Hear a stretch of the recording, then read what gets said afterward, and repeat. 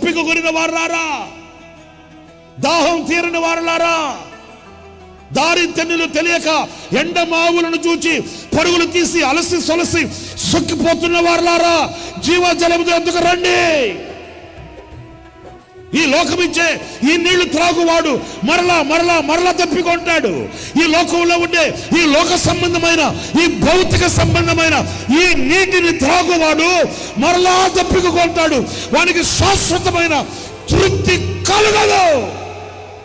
శాశ్వతమైన తృప్తి, సాటిస్ఫాక్షన్. ఇక చాలు, ఇక చాలు, నా జీవితం ధన్యం, నా జీవితం సార్థకం, నా జీవితం సఫలం. ఎవడు చెప్పగలుగుతాడు ఈ మాట?